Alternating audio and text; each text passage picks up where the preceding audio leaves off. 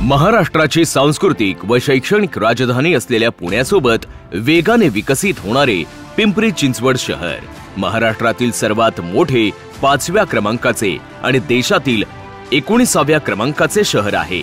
आजच्या घडीला सुमारे 30 लाख लोकसंख्या असलेली ही स्मार्ट सिटी आता मेट्रो सिटी म्हणून ओळखली जाते।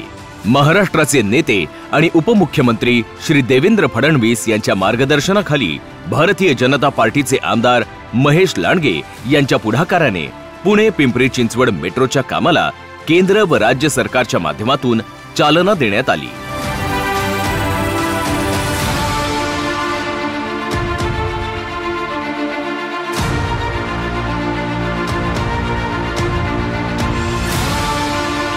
सुरुवातीला PCMC ते स्वारगेट आणि वनाज ते रामवाडी असा मेट्रोचा पहिला टप्पा हाती घेण्यात आला।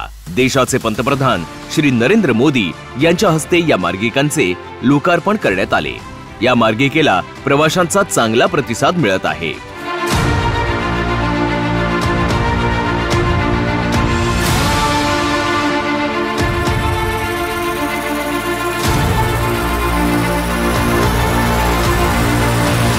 केवळ पिंपरीपर्यंत नव्हे तर निगडीपर्यंत मेट्रो सुविधा असावी या कामी आमदार महेश लांडगे यांनी राज्य व केंद्र सरकारकडे आग्रह धरला आणि पाठपुरावा देखील केला।